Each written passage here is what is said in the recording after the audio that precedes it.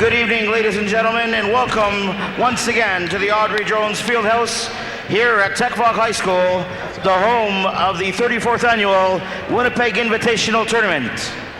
This is what it comes down to. This is the championship game between the Garden City Gophers and the St. Paul's Crusaders. It's time to introduce the starting lineups. First, for the visiting team on the scoreboard, the St. Paul's Crusaders. At guard, 5'11", number 5, Cam Norrie. A 5'11" guard, number 12, Kelvin Lozano. A 6'5" guard, number 15, Pavel Gasson. A 6'3" forward, number 20, Scott Nicholson. And a 6'7" forward, number 22, Tanner Droward. And now the starting lineup for the home team on the scoreboard, the Garden City Gophers. A 5'11" guard, number 15, Mike Denisiak. A 6'4" forward, number 16, Marko Milosevic. A 6-foot guard, number 21, Roberto Campanella. A 6'4" post, number 34, Braden Duff. And a guard, 5'10", number 32, Jared Ogunbemi Jackson. And now, ladies and gentlemen, we ask that you all please rise as we call upon Melissa Deligdig to sing our national anthem.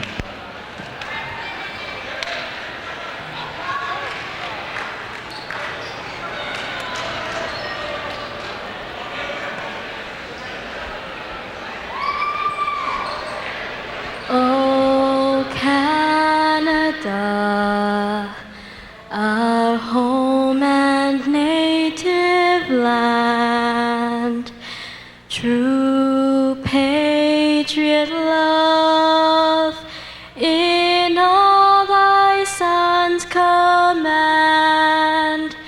With glowing hearts we see thee rise, the true north, strong and free.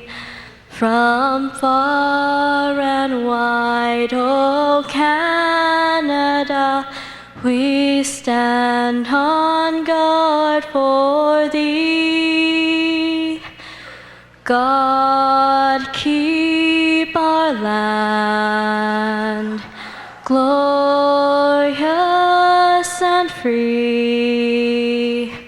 O Canada, we stand on guard for thee. O Canada, we stand on guard for thee.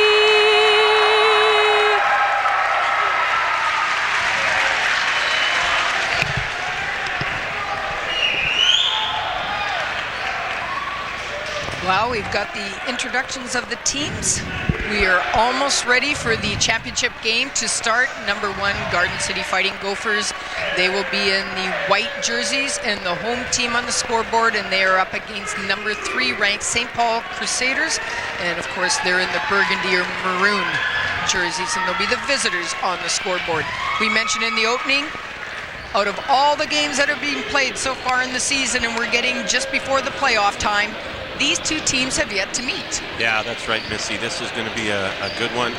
I think both coaches want to get a sense of each other's game before it really comes down to crunch time, which hopefully for these two clubs, they're hoping the next time they meet is going to be in a provincial championship situation in March. Both teams, some strong guards. St. Paul's has a lot of depth. Both teams play very hard, so this one is started now. That's Pavel Gasol with the ball right now for the St. Paul Crusaders. First shot being taken there by number 22. That's Draward, and he draws the first blood. Both teams come out in man-to-man defense. It's Mike Denisiak with the ball right now. Jared Ogunbemi Jackson, probably one of the top guards in the province. Roberto Campanella takes that outside shot, doesn't find any rim, goes out of bounds. Pavel Gasson, 6'5" guard. He goes up against Agamembe Jackson. Cam Norrie, you don't want to leave him alone outside because he can drain it. And I'm not sure if that was Pavel Gasson taking that last shot. I couldn't really see from here, but it looked like that might have been him. So St. Paul's jumps out to a 4-0 lead. Yeah, I agree with you. Cam Norrie, I think, I've watched St. Paul's play this year, and Norrie has impressed me to no end. So I agree with you in your analysis that you don't leave him open, but there's a little bit of depth on this St. Paul's club, and I think they'll be fine with other players as well. And that was a grade 11 player, Marko Milicevic, for Garden City scoring. Draward makes a nice move there, doesn't drop in. Mike Denishek comes down with the board. Marko Milicevic with the outside shot off the rim. Norrie comes down with a big board for the Crusaders. Oh, and driving to the hoop, but getting a piece of that was Braden Duff, known for his block shots and his exceptional rebounding.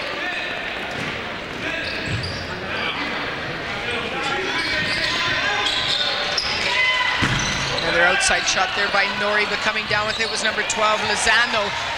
He goes up, gets blocked. Jared Agamembe Jackson looking to drive, and he hits it baseline. That's where the cameramen are gonna have to be careful at the end line there. They're gonna get decked. That certainly was a tough hoop, and you talked about the block shot. It starts with a block shot by Duff, ends with a layup by Jackson. We're all tied up here. And I'm going to apologize now to Jared's family, because I'm going to butcher Agamembe Jackson throughout this evening, but I've got you to help me in fixing that. And Marko Milicevic again drains 6-4, Garden City's first lead. Every time you say Jared, how about if I just say the last name for you? That might be the best way to go. Hopefully there's no Jared on the opposing team. I don't think there is. All right, Draward gets the ball. Number 12, Lizanza looks to drive, and a foul being called against Marko. Get a look at this last play. The first foul being called against the Gophers. It'll put Kelvin Lozano to the line shooting 2. We're all tied up at 6, and he's good. So he's shooting 1. I guess he made that basket. It was an and-one situation. Right. Fouled in the act of shooting, and he scored the bucket. Jared Agamembe Jackson in and out, doesn't drop in for him. Certainly a different pace than what we saw in the third place game so far. It's a lot of walking up the floor, methodical, both teams. And that rebound going, it looked like it went off the rim, and Mike Denishek went up for it, but Cam Norrie knocked the ball out of bounds, so Gopher inbound the ball. Jared Agamembe Jackson bringing the ball up the floor for the Fighting Gophers, gets it to Roberto Campanella, gets it out to Duff, back to Agamembe Jackson. He takes a look.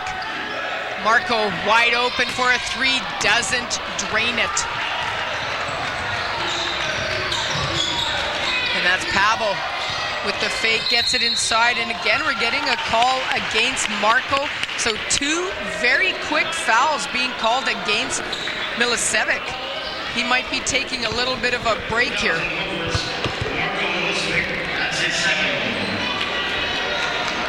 Yeah, we talked about depth in the intro, and I don't know if Coach Penner, who you might know a little bit, may have a tough time keeping Marko on the floor with 2 fouls with 3 minutes gone in the first half. Absolutely. It looked like he wasn't too happy with the last call. I think he thought more of a charge should have been called there. I think he was looking for more of a, neither player had a distinct advantage. Right. And that might have been a no-call situation. Absolutely. Maybe Good what he point. was looking for. So he's looking to put in Brendan Corrigan in for Marko. Now Marko, of course, they can use his scoring, and there's Braden driving.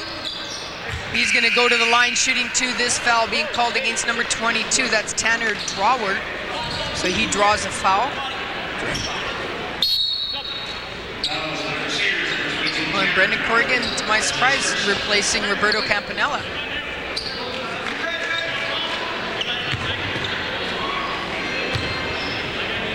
Here we Get a look at Braden Duff, a little bit short on that first one. He won't be too happy with that. 8-6 is our score, 6:20 in the opening quarter of this championship game here at the Winnipeg Invitational Tournament at Tech Bach, and Braden Duff good on the second one. Pavel Gasson with the ball right now, 6'5" guard. Phenomenal basketball player and athlete. Oh, a nice drive there by Lozano. That's a lovely, lovely take to the hoop. Absolutely. So Jared's going to show him that he can do it, but it looked like someone got a piece of that one. It looks like it's Lozano's job tonight to try and keep Ogabemi Jackson in check here. Got a carry ball, I believe.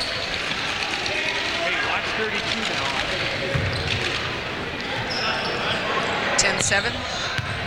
Just under 6 minutes left. The opening quarter here. Number 1 versus number 3, their first meeting. Nice crossover by Ogabemi Jackson. He gets it inside to Duff. Duff lays that up off the backboard and in. Nice penetrating pitch move. Easy, easy basketball when you can play that game.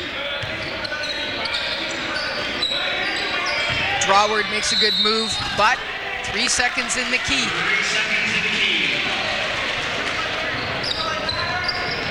Jared Ogabemi Jackson bringing the ball up for the Fighting Gophers. Opportunity to take over the lead here. They trail by 1, just over 5 minutes. Mike Denishuk with the three-point attempt, and he's good. 12-10 the score. To say that that shot's a little unorthodox, Absolutely. I'll tell you, but if it goes in, keep shooting it, son. Nice shot there by Draward. Yes, Mike has a very different looking shot. Unorthodox is a good way of describing it, but he hits it a lot, especially in practice, and he's been, gaining more confidence with each game. So is this person right there, Brendan Corrigan, with a nice shot. Pavel Gasson, always a threat on the floor. Oh, and a travel ball being called against Lozano. Just one too many steps there.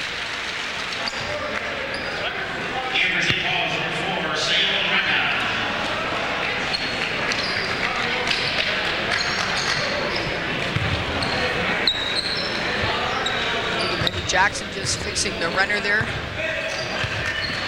Equipment check. You don't see that too often in basketball now, do you? Marko Milicevic off on that shot. Not sure if the Crusader player got a piece of that one. Pavel Gasson looking to drive. Dishes it off to number 4. That was Ratna. Well, so far, seen a lot of perimeter shooting by the Gophers and a lot of inside looks for St. Paul so far. We'll see if that trend continues. That foul being called against Braden Duff. That's his first foul. We're tied at 12 apiece here. Get a look at the coaches from Garden City. Cam Norrie with the outside shot off the rim. Coming down with the board is Duff. Ogabemi Jackson bringing the ball up. Nice crossover. Norrie almost picked it off. Duff thinks about it, takes a look at the outside jumper, a little bit short on that one. Got to use some legs. Pavel Gasson.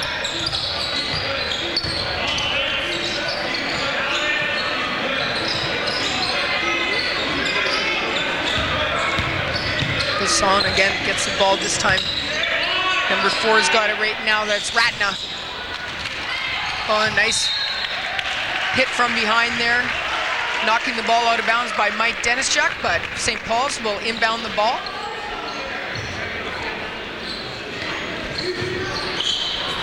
Ratna gets the ball to Comachon. Norrie looking to drive. Denishuk all over him. Throws him off the shot, comes down with the rebound. He's dribbling the ball up the court right now for the Gophers. Dishes it off to Braden Duff. Braden Duff takes the outside jumper. And in and out, and Brendan Corrigan, I believe, is going to get called for a foul over the back on that rebound.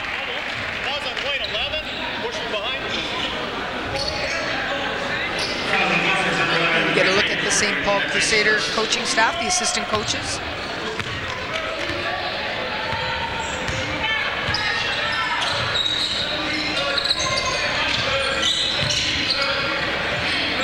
Ratna with the ball.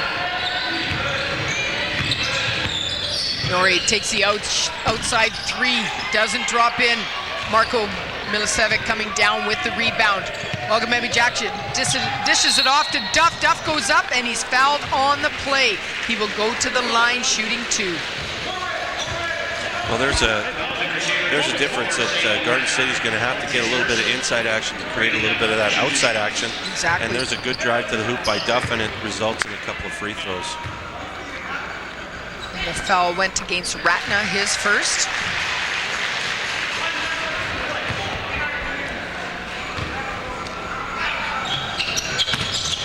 Good shooting there by Braden Duff, just getting over an ankle sprain just the other day in one of the league games. Wasn't sure if he'd even play in the Wit, so nice to see him on the court, as it was Trevor Sherman earlier. Norrie with the drive in the block by Duff.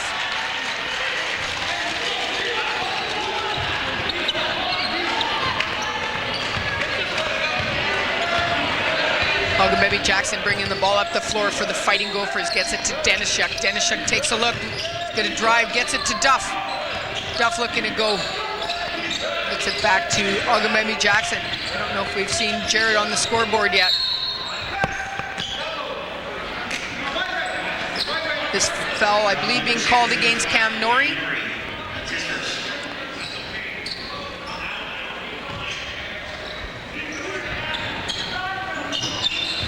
Get a look at head coach Jeff Leping for the St. Paul Crusaders. Again, Jared off on that shot, hasn't drained one yet. Two of the key players, we said at the beginning that Norrie's a guy to watch out for. He hasn't got it started yet. Ogumemi Jackson hasn't made a shot yet. And there's another foul. Yeah, and we get a foul called against Cam Norrie with the block. Those are the only stats that Norrie has as of this point, is 2 fouls. He's a little frustrated going off the floor. And Ratna comes on the court. Commichon on the floor. Drawward, Cavagasson. And of course, Lozano. Ogumemi Jackson with the ball, gets it to Corrigan. Corrigan back to Duff, to Ogumemi Jackson.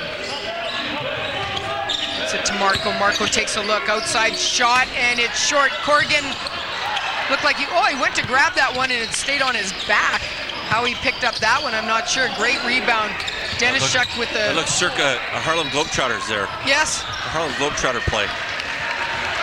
I know that Coach Penner practices all that Harlem Globetrotter style basketball in his practices. Boy, the foul there being called against Mike Denishuk.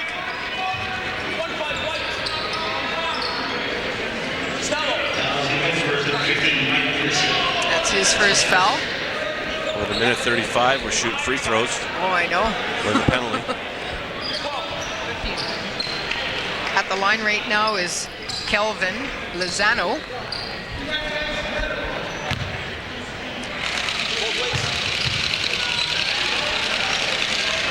A little bit short on that one. So we're seeing a lot of the players, maybe that's a little bit of nerves right now being in the WIT final, but a lot of players shooting a little bit short here early in this championship game. And that one off the rim and out, doesn't fall in for him. Duff comes down with the board for the Gophers. Minute and a half left in the first quarter of this championship game at Tech Bach. Gets it out to Milicevic. Milicevic looking to drive. He goes up and puts it in. 16-12, the lead for the Gophers.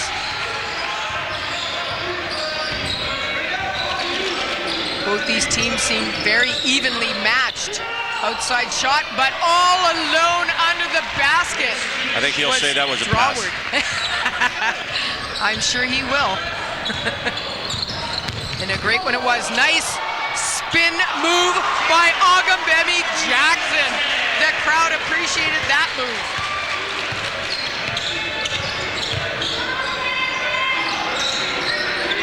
They get it inside to Drawward. He makes good on that shot inside over Duff.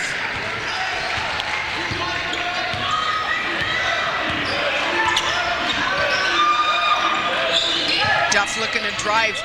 Long legs there. He counts it and gets fouled on the play. He will go to the line for the 3 3-point attempt. Well, there's a little bit of a change of flow right now. Garden City's taking the ball to the hoop, getting a lot of positive action rather than just playing that perimeter jump shot game. And, good on them. Go in amongst the trees, see what happens. Exactly. Hopefully you don't get caught up in the branches. I apologize for that line. That's quite all right. Like we said in game one, I set him up, you spike him down. Volleyball is my game. So. It is. Draward with the ball. Comachon dishes it inside, back to Draward. He goes for the shot. Oh, it looked like that one was going to go in. Didn't drop for him. Marco Milicevic comes down with the ball. He's looking to drive. 6 seconds. He goes up off the backboard and in. 2 seconds left. Can he make it? It's short, but a good attempt there by Lozano. As the Garden City player was taking the ball to the hoop, I think Coach Leping wanted to step off the bench and stop him. He was a little bit frustrated with that one. Not the way he wanted to end the quarter, but that being said, again, Garden City taking the ball to the hoop, good things happen. Right, I think these teams very evenly matched, something we expected. It's number 1 and 3 in the province here. This one still could go either way. 23-16 is our score right now in favor of the Fighting Gophers. We saw St. Paul start off fairly strong, and then things not really working very well for Garden City, but in the latter part of this quarter, Garden City was the team that started finally putting the offense on the floor. Right now, you're at the 34th annual Winnipeg Invitational Tournament, brought to you by the students of the radio and television broadcasting program on Shaw Cable. The score at the end of the first quarter here in this championship game is Garden City Fighting Gophers 23 and the St. Paul Crusaders 16. Once again, we're going to check in with Nathan Costa, who is with an extremely principled individual. Thanks, Missy and Greg. Joining me now is Techvoc High School Principal Gordon Crook. Gordon, how do you think students and staff get involved in running a tournament like the WIT? Well, Nathan, at TechVoc, we're quite well known for our special events, things like our tech stock, things like the Christmas party we threw for the students from Lord Selkirk School. WIT's just another one of those events, like our open house on February 26th, and we're just good at special events. Seeing as how you're the principal of Techvoc High School, do you feel a special certain amount of pride when so many people get involved in a tournament like this? Pride, fulfillment, joy, that's what brings me out to WIT every year, watching our staff, students work together to create the best basketball tournament in Western Canada. Seeing as how this is the 34th time that the WIT is going on, what do you think is the key to all that success? Well, I think the key, Nathan, is that WIT involves the kind of essential skills that we teach our students, that our teachers are hammering home every day in all of our courses. Critical thinking, problem solving, teamwork. TechVoc, to WIT, TechVoc is just another part of the curriculum almost. What's your favorite part about the WIT?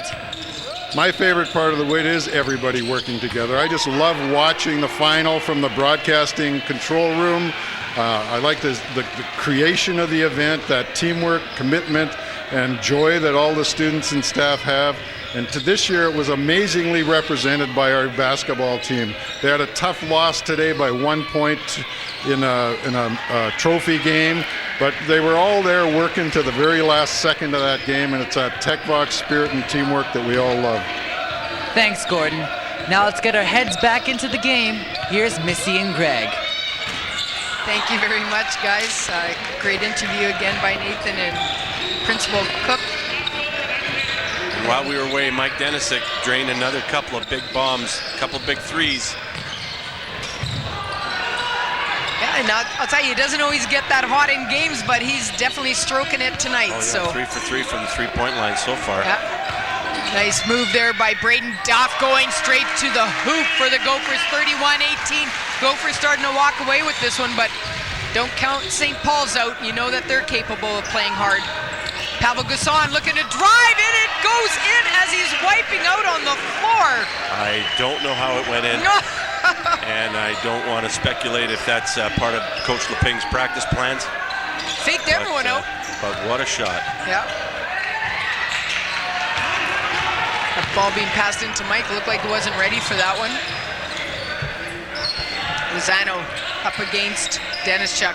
And that ball being passed away by Lozano, trying to get the ball into Pavel Gasson. One of the few turnovers we've seen in the first half, unlike our first game, where it was extremely ratty at times, lots of turnovers on both sides. We're getting, that was one of the first turnovers I've seen.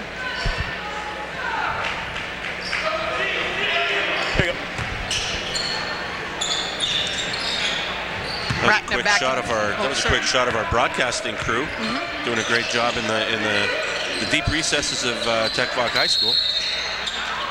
Absolutely, doing a great job, making our job easy because they're doing such a great job. Travel ball just being called against Braden Duff. Pavel Gasson with the ball right now. The outside shot being drained by number 20. That's Scott Nicholson. Great outside shot, 31-23, 7 minutes left in the second quarter. Corrigan with the ball right now. He gets it inside to Marco, but it's tipped away by the Crusaders. That ball short, but tipped out of bounds by Pavel Gasson. The shot was short by Comachon.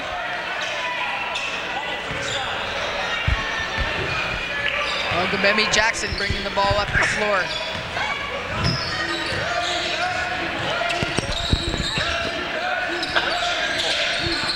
Duff with the ball gets it to Ogumemi Jackson, who I don't think's hit his shot yet.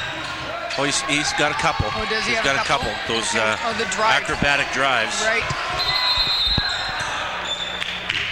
We have some kind of an issue with the shot clock, I believe. I think it probably should have been down lower than 20. No. Let's get 7 on there. Because a lot of time was... They reset it. Okay, so they put it down to 7. So that's the difference in the shot clock right there. So 7 seconds for Garden City to try and get a shot off here. 6.5 minutes left. They get it into Duff. Duff looking to drive. The ball's knocked away. Denischuk putting it off the backboard, doesn't go in. Pavel Gasson with the ball. Ratna with the outside shot. Or sorry, that wasn't Ratna. That looks like number 24 is on Ali. Jared with the spin move, and he gets fouled on the play.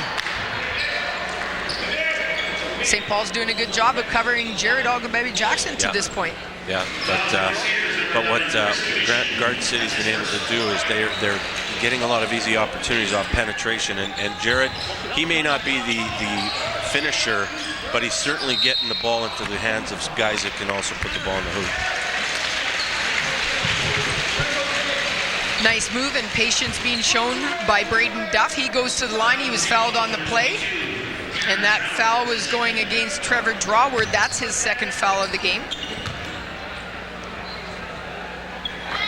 Duff makes good on his first attempt.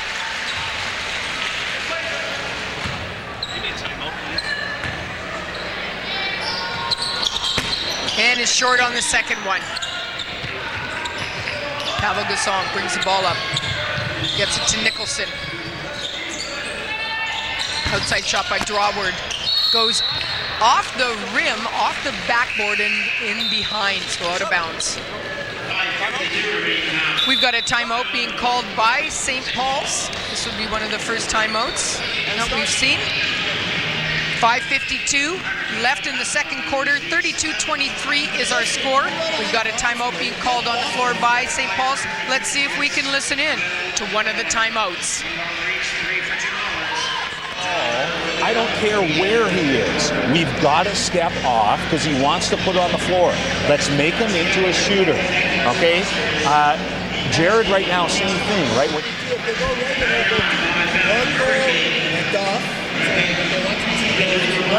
Red 2-3 go Marco fast 1 interchange. Go 2-1-2 Marco here, right? Get that hand up on that shot, all right? Offensively, let's look, now who we got out there? Let's look for that crossover to start the offense, right? If it's Kamish or Seon, look for it.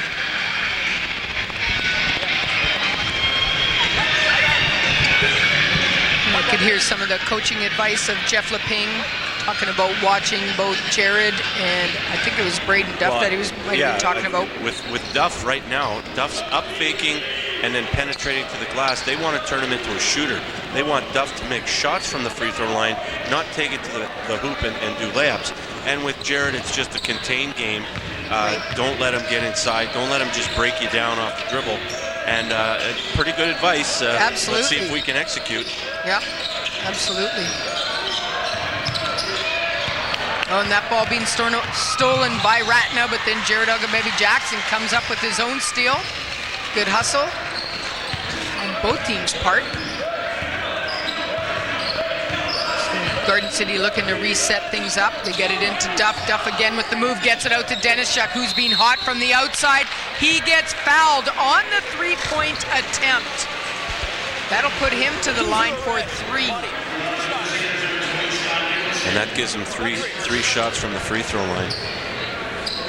That was a nice inside-outside play by Garden City. Dump the ball into Duff. Duff looks at a double team. He kicks it back out to Denishuk, and then he takes the 3 and gets 3 free throws. Mike Good on the first one. Misses on the second one. Rolls off the rim and out. I'm impressed with how well Mike Denishuk is playing in this championship game. He's really stepped it up in the latter part of the season here. Again, in and out on that third attempt there, so good. 1 for 3 only. Pavel Gasson looking to drive. Like he leaned in, and the foul goes against Jared Jackson. That's his first foul.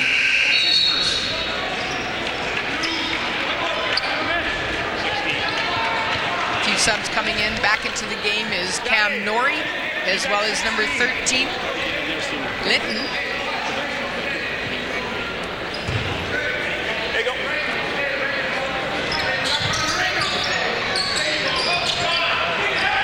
Corrigan comes down with the ball.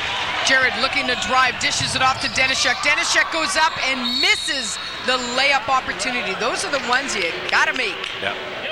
But good fast break opportunity. Try to take advantage of it. And, you know, I'd take that opportunity every chance I had. Pavel Gasson looking to drive again. Dishes it off. Nicholson to Ratna. Ratna gets it to Norrie. Norrie with the outside shot. Doesn't go in. Marco comes down with the nice rebound. Can't control the dribble, but Jackson picks up the ball. Norrie certainly had a tough shooting first half. He hasn't made a thing. And he's a key. Brendan Corrigan getting called on the travel ball. Coming back into the game right now is Roberto Campanella. He'll replace Brendan Corrigan.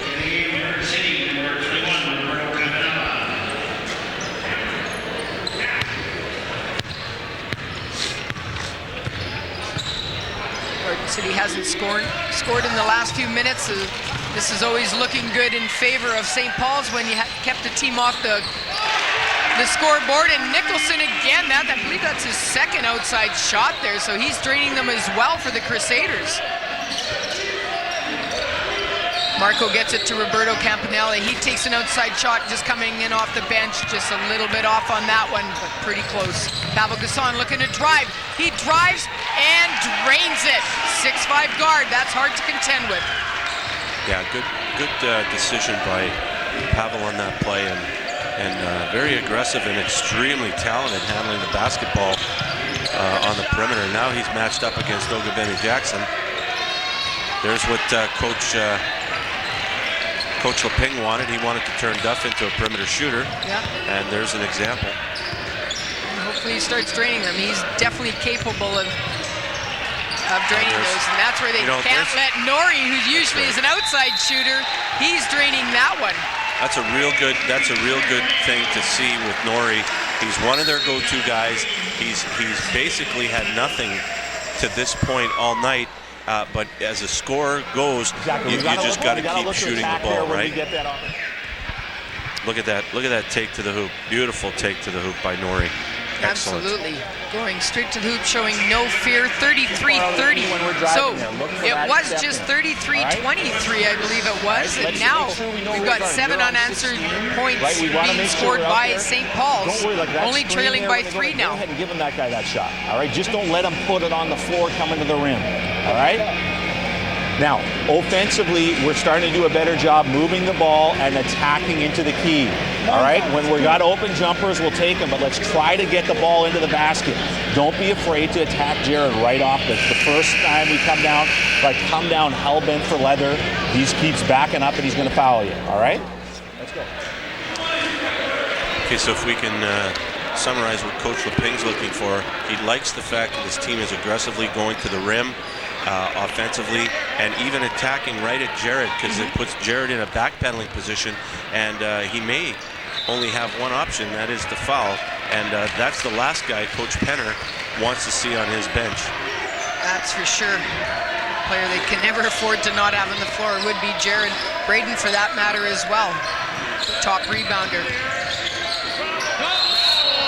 There we got a travel ball being called by Jared. That's a good call. Yeah, I'm surprised he drove there. I thought he was actually open a split second there on his outside shot. But I think Coach Penner wanted to come out and get the ball in the hands of his scorer and see if he can kind of re-seize the momentum.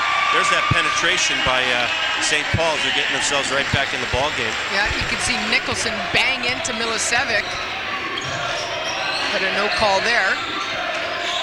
Duff gets it to Agamemnon Jackson. They get into Roberto. Roberto taking a look. He is fouled on the play. That'll put him to the line. So Garden City getting the ball down low right now. Campanella at the line here. We get a look at that last drive. Again, aggressive going to the hoop, and I don't know whether Garden City is going to be a little tentative, making contact because of their limited bench.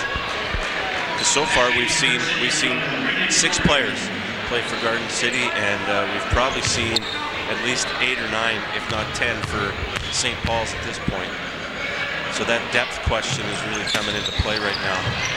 Yeah, the only Couple of thing big misses there. I can say is that they're very conditioned for this. They've had to play all year with pretty much that number of players.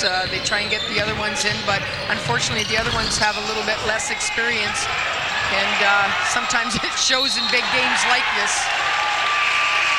Well, right now St. Paul's has got all the momentum. Yeah. They've seized it. They seized it from Garden City, and they're taking full advantage of it. And Braden Duff, that's his second foul.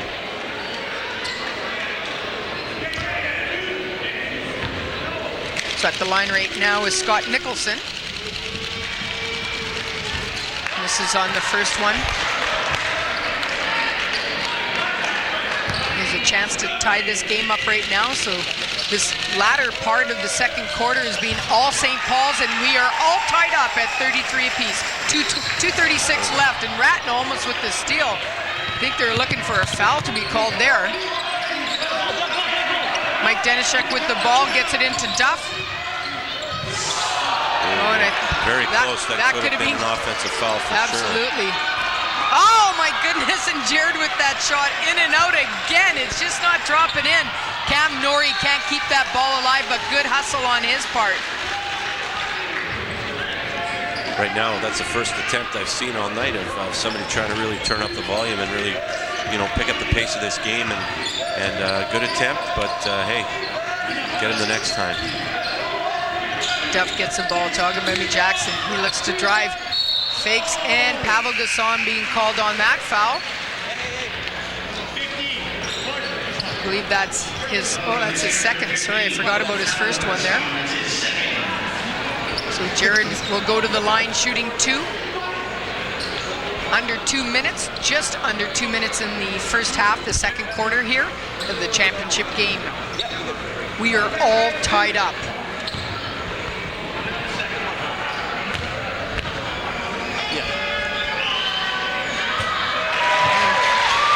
Jared makes good on the first attempt. Garden City takes the lead by 1 point. We said this was going to be a close one, and that's exactly what people are being treated to, is a great final here. Back and forth, lead changes. It's happened a couple of times already. And I forgot to buy my lottery ticket. If I'm able to predict like this, unbelievable. Zano with the outside shot doesn't drop in. Duff comes down with the board. Agamemnon Jackson looking to drive, bit spin move, loses control, but I think they're looking at that going off Garden City.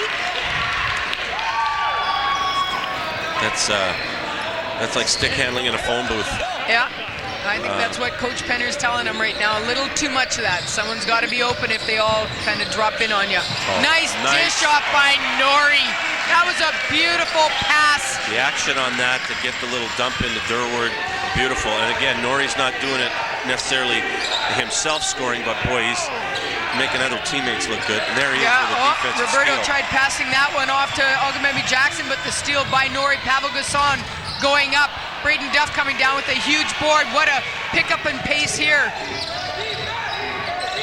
Corrigan with the outside shot, drains it.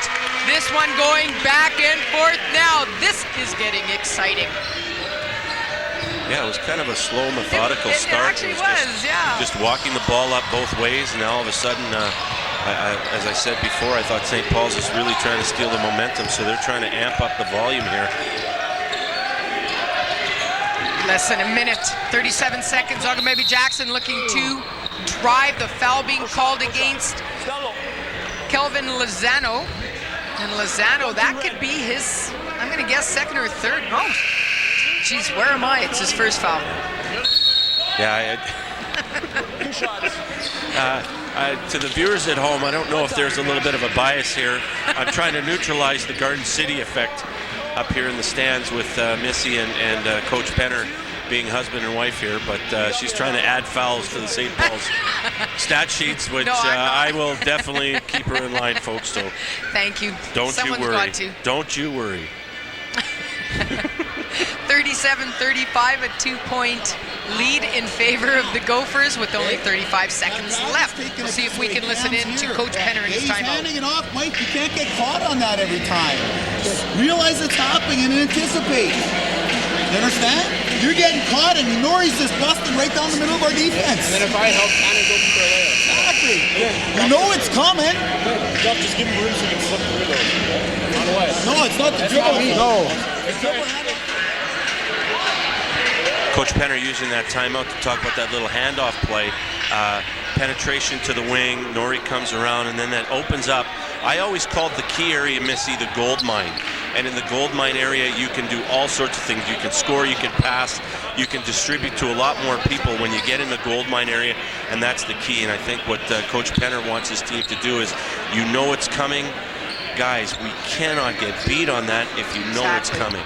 Yeah. Excellent conversation with his players. That's usually what frustrates a lot of coaches, is when you see it coming and it's happening over and over, and you sort of question, how many times do we have to get beat by the same play before we do something about it? So that's always been a frustration, I know, for a lot of that's teams. high school sports. Absolutely. It's high school sports, Isn't Missy, that the truth? and you know what? We're dealing with young people, and credit to Coach Leping and your husband for working with young athletes and you know, making them better people for it.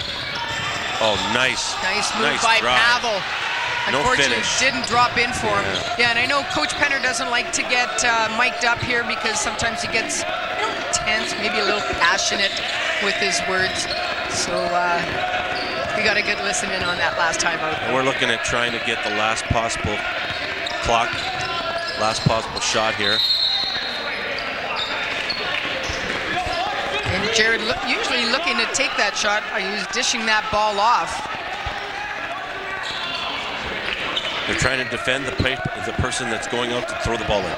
That's good defense. That's good coaching by Coach Leping. Yeah. 5 Defend seconds. them anywhere on the floor.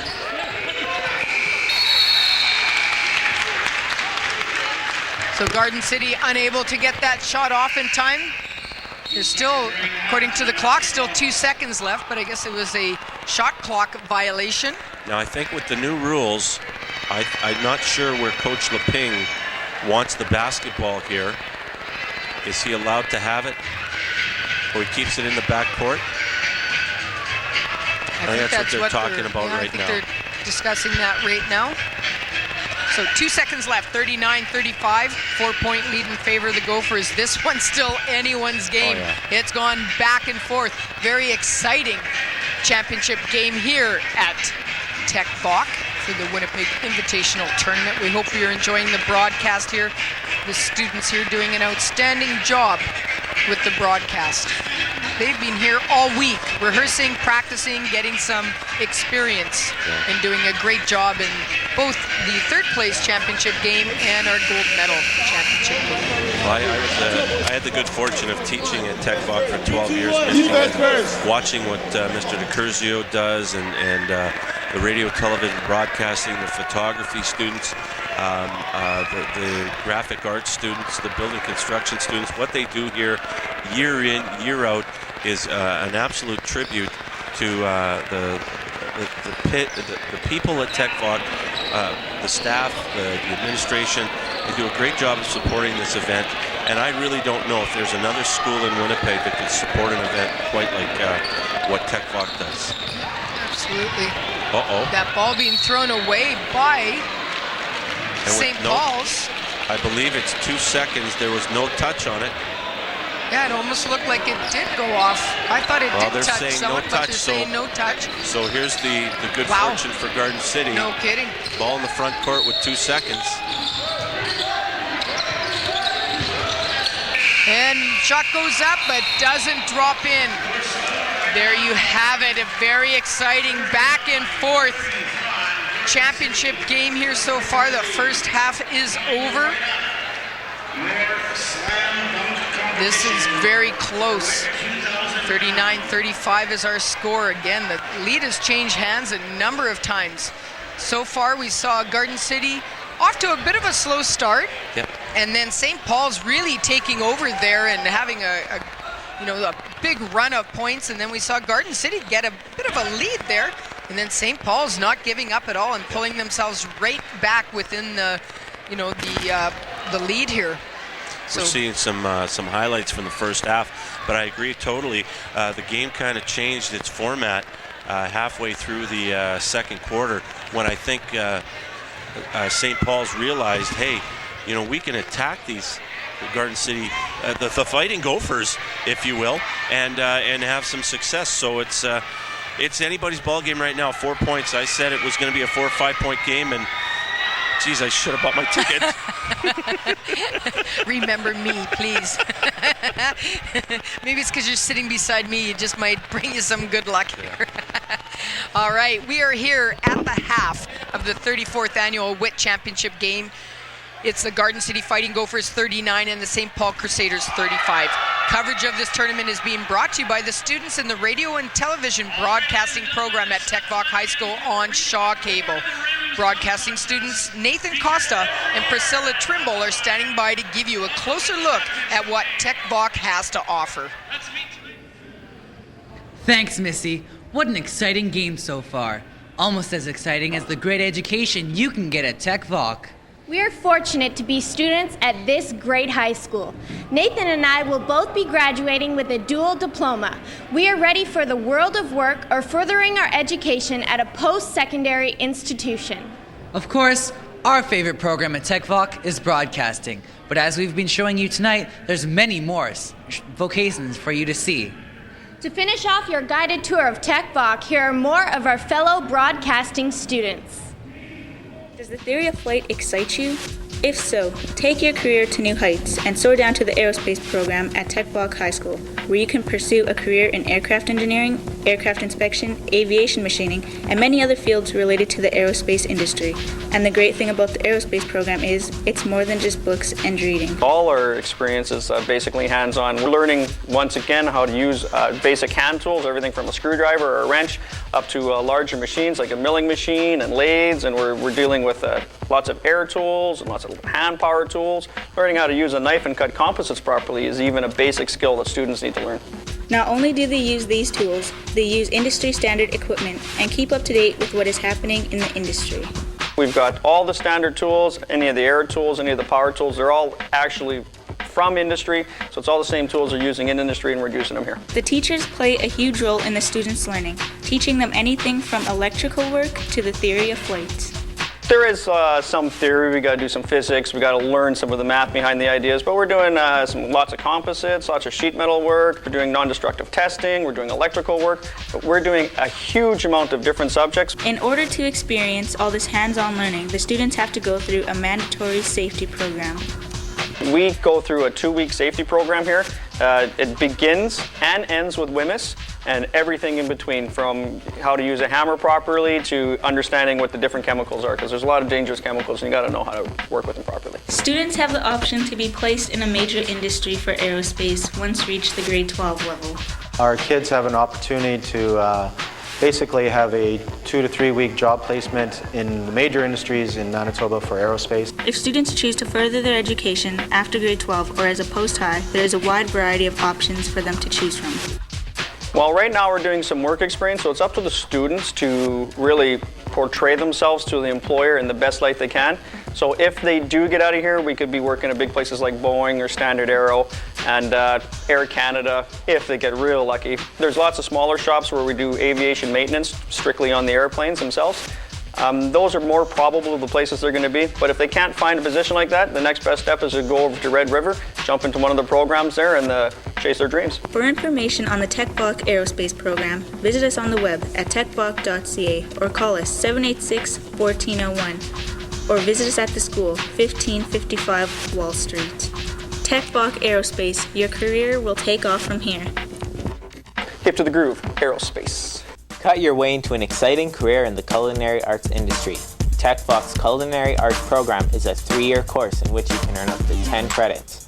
In grade 10, you'll learn the basic skills like knife cutting, safety, and deliver an understanding of the culinary arts program. In grade 11, you'll learn to put together a wide variety of meals to serve during the lunch hour in the school cafeteria. When you reach the grade 12 level, you will learn more about fine dining and gain real-world experience.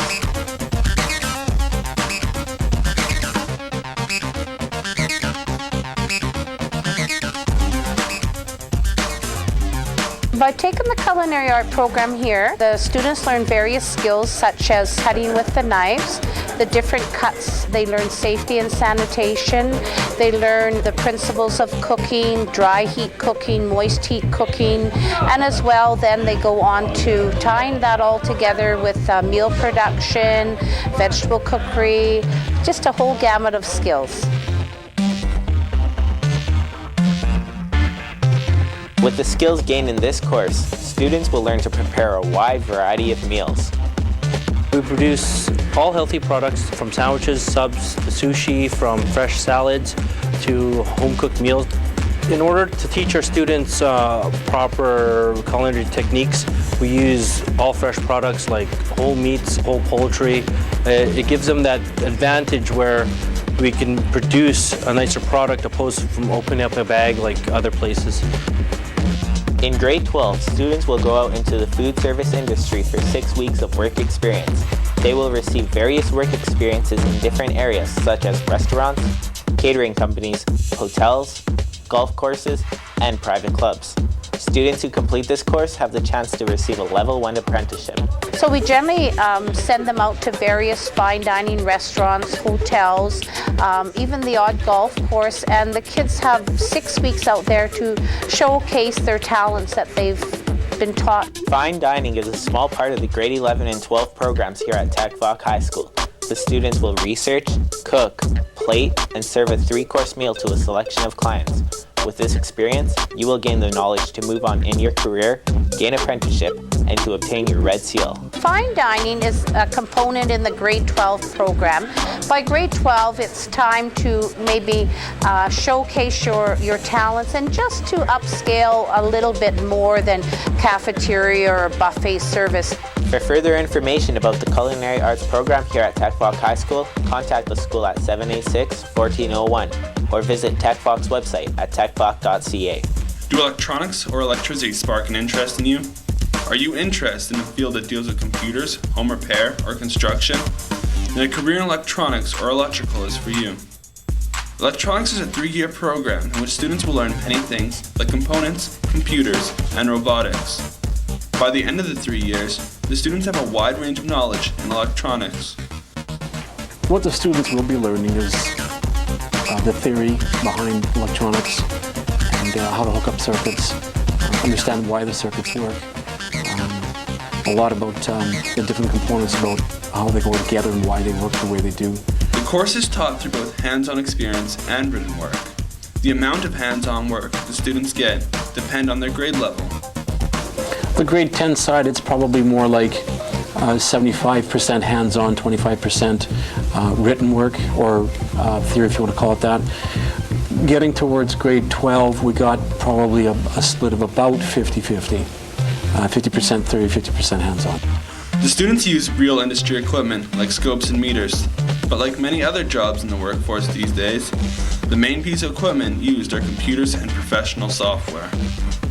This course compares to industry because what industry wants to see in courses, it is in here. For example, a lot of industries want a background in digital electronics. We do that here. A lot of industries want a background in DC or just components, and we do that here. So on a professional level, I feel that the areas we're going through are pretty much exactly what industry would want. Though the electronics course is located on the 3rd floor, electrical is located all the way down on the 1st floor. They're real-life projects. We take everything from fixing devices that they bring in here to get repaired. Also, we build things for people, and we wire the houses, and we wire a house, and we wire panels exactly the same way as they would in the industry. It teaches and practices a variety of skills, including using testing equipment, lighting components, motor control, and robotics. All the tools and machines in the shop are the same as those used by real industry professionals. Not only do the students get to use professional equipment, but their projects are also the same as the ones on the job site. The numerous skills that are developed through the electrical course can be easily transferred and used into other related careers besides the electrical industry. Insulating, installing windows, and lining motors are just a few of the other opportunities this course opens the doors to. For more information on either course or to enroll, call TechVoc High School at 786-1401. Cakes, pies, pastries. They look great and they taste great. Through commercial baking, you'll learn how to make these and other tasty items. In this program, you'll learn how to work in a professional environment. In a 3-year time credit course, students will learn how to measure ingredients, special scaling techniques, and making different kinds of dough. Students not only get to enjoy the food that they make, they also get to sell them to the other students.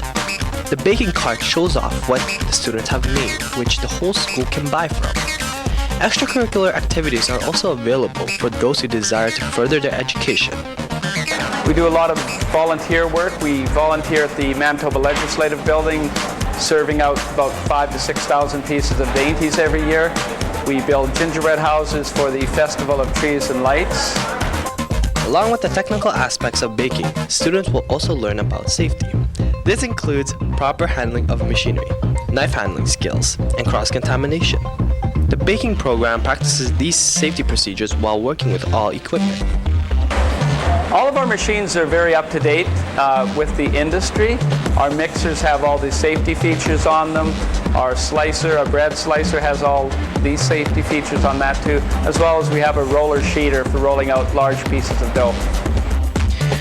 Grade 12s are also given the opportunity to go out and work with professionals for about 6 weeks in a work experience program. During that time, they will be making products for consumers to buy while gaining experience in a store or small bakery. These opportunities can earn them valuable work experience. After graduating, students can continue into post-secondary education or find employment in the industry. The purpose of the post-secondary education is students that want to leave TechVoc with their commercial baking and go on to Red River College or to South Winnipeg Tech and further their experience in either cake decorating, patissier, confectionery, which is chocolate work, or pulled sugar work. If you have a passion for baking and like working with your hands, this may be a great program for you. If you like to eat, if you like working with your hands, this is a really good experience. Baking is something that you can always use, even if you don't go into the industry. You'll always remember how to make cookies or a pie or decorate a cake. So it's something that you can always use throughout your life. For more information, call 786-1401. That's 786-1401. Or go on the web at techvoc.ca. You can also locate us at 1555 Wall Street, just off of Notre Dame. The grade 9s. The grade 9 program at TechVoc. Your future starts here. The Grade 9 program focuses on two different areas, academics and vocational. The academic program includes math, English, social studies, and science. Each class is a accredited high school course and is the same as you would find in any other high school. We have the same academics for university entrance as any other high school. The nice part about it is that we have the combination with vocational. Other mandatory accredited courses in grade 9 include the LifeWorks program and physical education. Along with academic and other mandatory courses TechVoc has to offer, it also has 19 vocational courses to choose from. Everything from culinary arts to building construction. You know what? Whether you're planning on pursuing the vocation that you're in or just wanting to explore an area that you might be interested in, there's a lot of life skills that you do develop. High school is all about getting the skills you require to make it in the career of your choice. But how do you take those skills and show them to an employer? TechVoc offers the Portfolio program to all its students. It's an accredited course that starts in grade 9 and teaches you the skills required to make a career portfolio. The Portfolio program is an excellent program that we put together for our students here. It's a chance where the kids get to put together what some of their accomplishments they've achieved here at TechVoc, things like their resumes, cover letters, samples of their work, skills that they've earned. It's like a compilation of all the things that you've done in high school that would help you to get a job. All work and no play makes school a dull place. That's why TechVoc has a strong emphasis on school spirit. This is portrayed through the outstanding intramural program. This lunchtime activity is for all students at TechVoc. It's a great way to stay fit, have fun, and meet new people. So if you want to get a jump start in your career and education, come to TechVoc. I think TechVoc is very unique in that we have a very large variety of students here. I think if you come here, you'll see that there's a place here for you. There's a place here for everyone.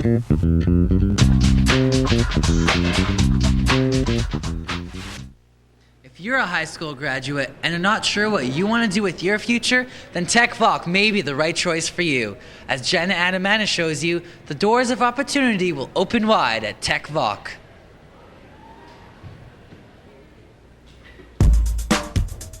TechVoc is known for its great vocational programs and university entrance academics. Many students have gone on to great success upon completion of their high school education. What you may not know is that TechVoc is a school for higher learning. If you're a high school graduate and you're looking for training in skilled trade or technology, then TechVoc is the place for you. TechVoc has over 19 vocational areas of study. As a student who has just graduated from another high school, I saw TechVoc as an opportunity to explore the career I want to pursue, just like these former postgraduate students have. As a mature student coming here at TechVoc, I believe it opened up many opportunities that I wouldn't have been able to get. TechVoc provided me with the work ethic and the attitude to be part of this industry or to be part of any professional industry, and it's the best decision that anybody could make. The level of education that I learned as a student there is almost, I would compare it to like a university, going to university. So it's really about networking and meeting people. It's about learning all the skills here, using professional gear, and working with a very professional staff. Once I was finished the course, I was given the right direction and contacts to get a career. I'm very happy at my choices that I chose to attend TechVoc and get a career out of it, and I wouldn't look back and do anything any differently. TechVoc is best kept secret of Winnipeg. A lot of people don't know about the opportunities that it does have for anybody to join any type of course here, to have possible opportunities for them to have a career. Open the door to your future at TechVoc and you'll soar to great heights. For more information on our postgraduate program, call us at 786-1401.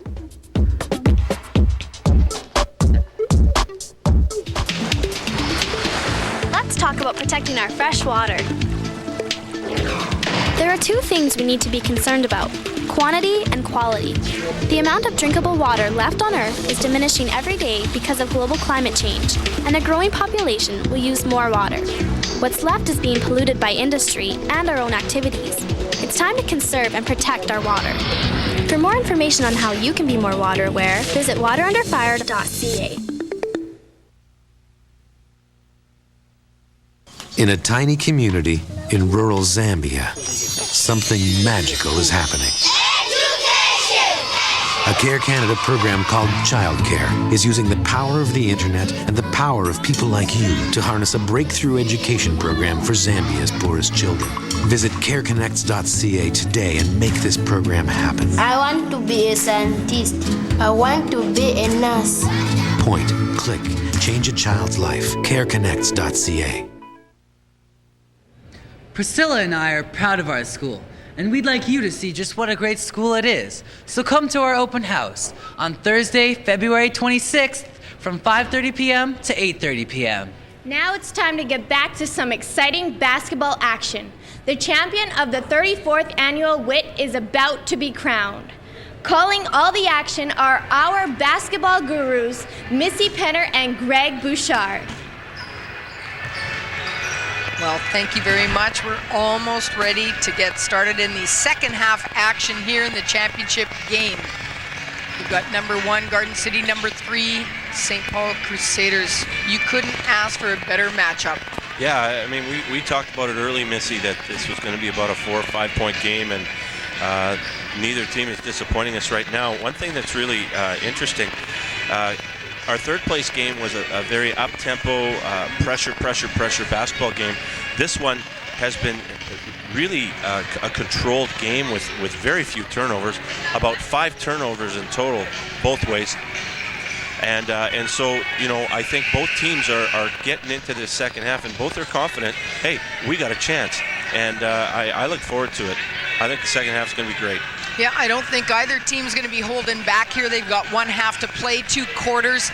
Look for both teams to just play hard and maybe step up the pace a little bit. We saw that sporadically in the first half, but it was a little bit slow, and, we did see a very short, brief time where Garden City and St. Paul's were really pushing the ball up quickly. But you know what? You made mention of this early, that neither of these teams have played each other. Right. So I think they were like boxers in a championship bout.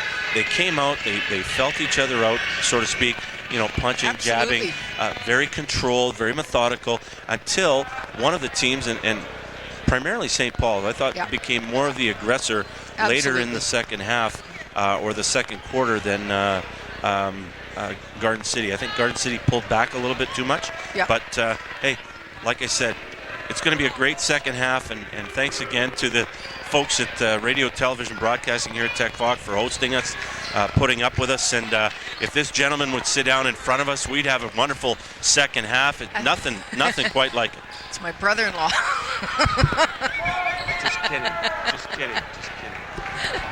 Have fun, guys. All right, the teams are ready to get started here. We'll see if both teams come out flying here. St. Paul starting with the ball. That's Lozano right now, gets it to Pavel Gasson. Nicholson gets the ball stripped, but still gets the opportunity, goes in and out off the rim. And a fast foul being called against Garden City. That'll put Drawward to the line. This one going against Mike Denishuk, his second foul.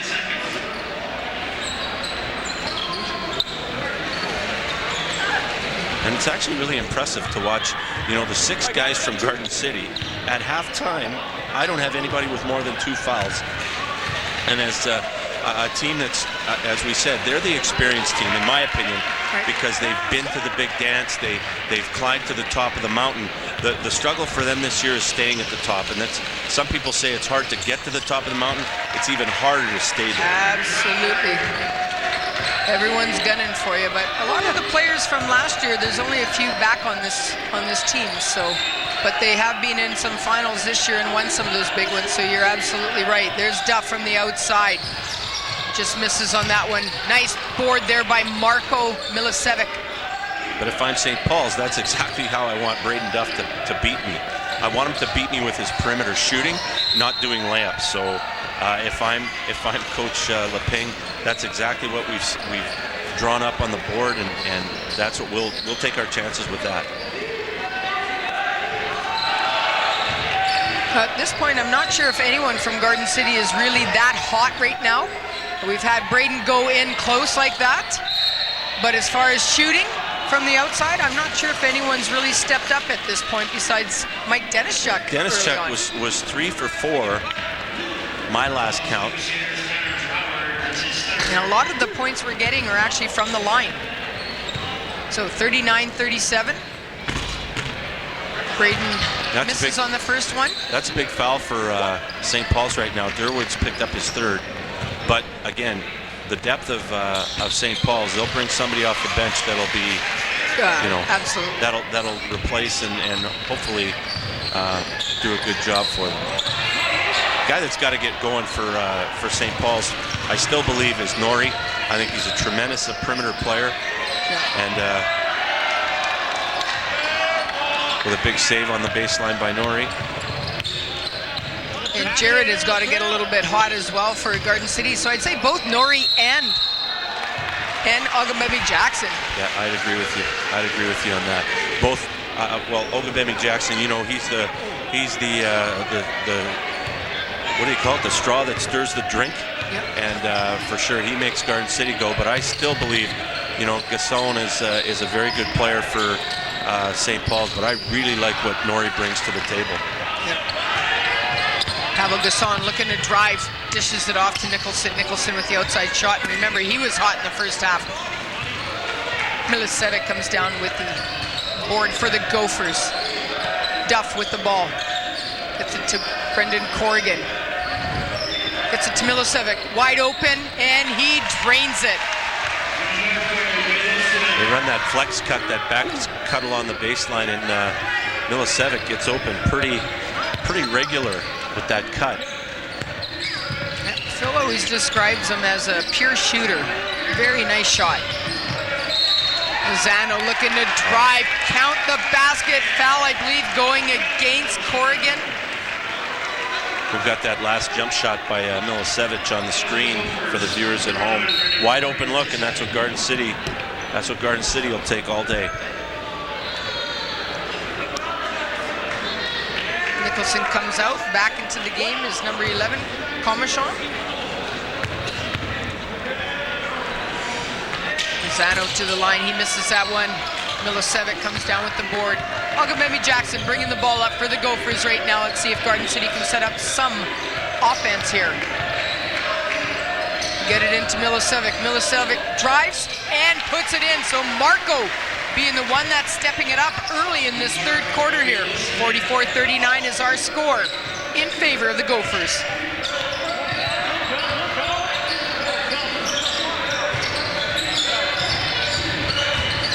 Pavel Gasson looking to drive, and he puts that one in over Ogunbemi Jackson. That's a tough hoop. That's a tough hoop. But when you're 6'5" and being guarded by 5'11", well, I think I'd post him up too. Oh, and that nice denied pass there by Comachon. Oh, nice cut to the hoop. Great finish by Gasson. 1 point difference, 44-43. Ogunbemi Jackson.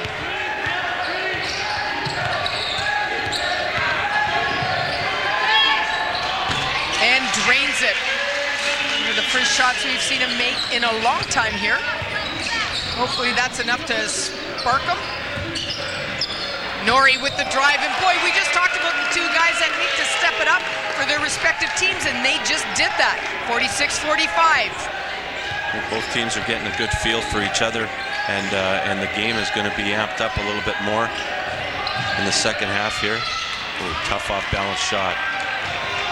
Marco having to play that one clearly, almost reaching with one hand there. How about this song? Gets it to Nori. Nori with the outside shot, doesn't go in, but right there is Draward in perfect position to rebound that ball. He was going from the corner of the key before Nori even shot that ball to the weak side board. Perfect anticipation. Yeah. 1 point game again. St. Paul's takes over the lead. That might be their first lead. I think it is in a long time. There we see Denishuk with the three-point attempt, doesn't fall in for him, so 47-46 in favor of St. Paul's. Duff comes down with the board, good defense by Corrigan. See what Jared does, tries to dish the ball into Denishuk, who is wide open under the basket, but it goes off one of the Crusaders' foot.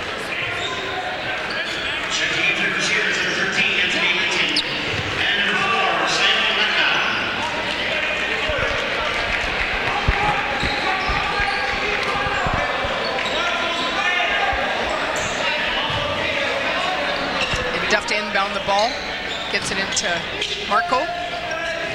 Back to Duff, gets the ball knocked away by Nori. Pavel Gasson somehow comes up with that ball. They get it inside to Comachon. Comachon almost gets blocked by Duff, but he puts it in. He had to go up strong for that basket. I thought that was a bit of a goaltend. Thank goodness it went in.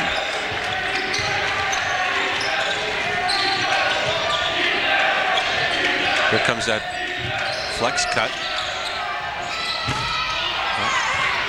That's the look they wanted. Absolutely. Jared's got to make those shots. Typically he does. He's not making them right now. Ratna.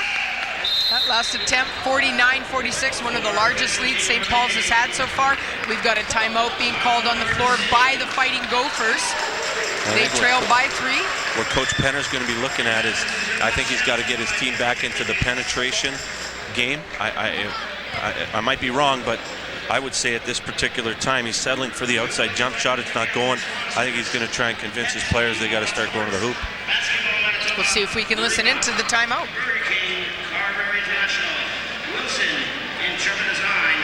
Come on, Jared, all right? So we're going to make a wing edge, or you're just going to make a hard cut into the lane. No, Hank can just say opposite, because what's going to happen is, what's-his-name's going to come over and help, then you step into the middle. If your guy comes to help, you step middle, all right? Defensively, guys, keep up the intensity. You guys are doing a good job. You're forcing them into bad shots. Keep forcing them into bad shots and wrong guys shooting, all right? Let's go. Come out more. Give us some good times. Come out more. Hey. Get on the shots. Get on the run here. Let's go. Keep your composure now. Let's go. There we see one of those last baskets where number 11, Chris Comachon, had to go up extremely strong, and he made that one. It was a great play for St. Paul's. 4:50 left in the third quarter here of this championship game at the Winnipeg Invitational Tournament, live here at Tech Vaughan on Shaw. Corrigan gets the ball to Duff. Duff looking to drive. It's exactly what you called. And it goes out, in and out. Great shot, great look, doesn't drop in. Ratna with the ball and left wide open. Does he take advantage of it? No, shoots an air ball there. He hesitated on that one, and there was absolutely no one near him.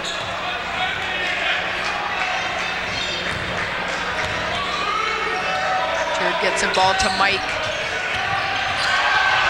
A steal. Ratna goes up, puts it in for an easy 2.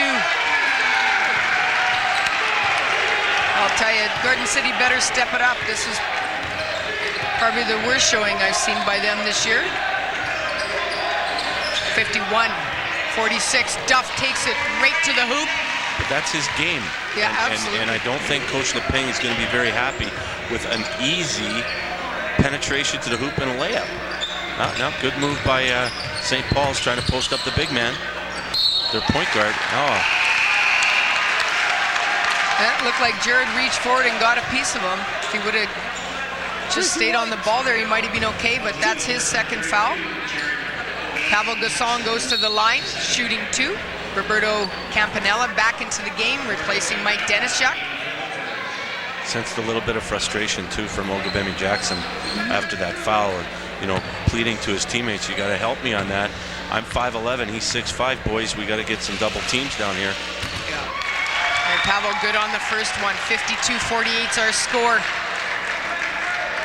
At this point, St. Paul's, it's been all them. Yeah, they've taken the game over, and full credit for them. And But I don't see Coach Penner's team bowing out gracefully. They're going to fight, as the term Fighting Gophers. I've never seen so many bad passes, missed shots. They better step it up here, or this one's going to be over. Something tells me, Missy, you've watched a lot of game tape. Something tells me you've been watching a lot of game tape late at night with Coach Penner. Well, unfortunately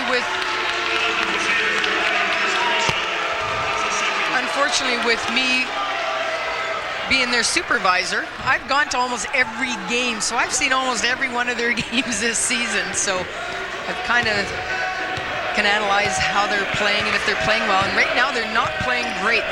They can't afford to play like this against a good team like St. Paul's. We've got to make some good passes, play smart, play aggressive, and go to the hoop, and hopefully some of the shots start draining for them. But St. Paul's putting a lot of pressure on them, as we expected. Full credit for the lead right now for St. Paul's, for sure. And Garden City will find an answer. And when they get back to their penetration game, Missy, I think they'll be fine. They just got to get back in their groove, so to speak. Nice play. Oh, that one looked like it was wanting out again. The way they're shooting almost reminds me of last year's provincial finals. I thought that was the worst shooting by both Garden City and Oak Park last year. Shots that were going in and out. Yeah. We got a replay coming too of Braden's last play. I think they were praying for a travel call, and I think Coach Leping. Oh, Coach Leping's dancing with the referee on the sidelines just to argue his point. But I think Jeff's doing it in a fairly diplomatic manner. Oh, he's showing him some skill moves. He's teaching him some skill moves on the sidelines.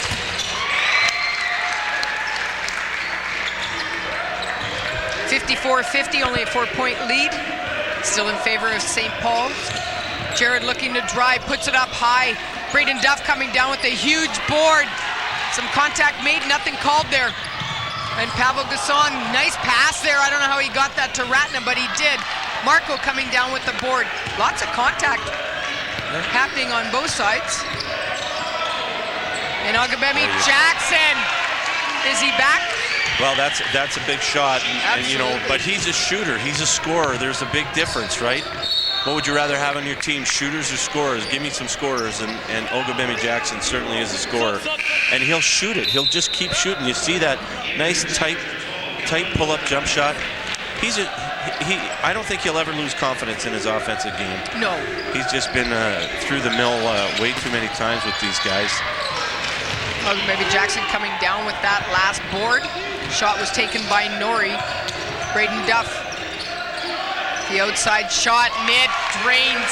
We are once again tied up. What a great final we're being treated to. Lead change a number of times. We're all tied up. Just under 2 minutes left in this championship game here. And they can't let, oh, nice block by Duff. Luzanzo was going up for that one. Norrie now looking to drive, and he drains it going left-handed. Nice move by Cam Norrie. Yeah, and left-handed. He's a right-handed shot. Went hard to the glass, left-handed. Like I said, he's a confident kid. He looks like it anyway, and he's certainly doing his thing. And there's Braden Duff on penetration. It's all off penetration. Pavel Gasson bringing the ball up right now for the Crusaders. He gets it into number 11, Comachon. Comachon looking to drive, dishes it off to number 13, who makes no mistake there. Number 13, that's Linton. Comes in off the bench and puts some points on the board, 58-56. And Duff going straight to the hoop. We're just exchanging baskets here. We are once again tied up.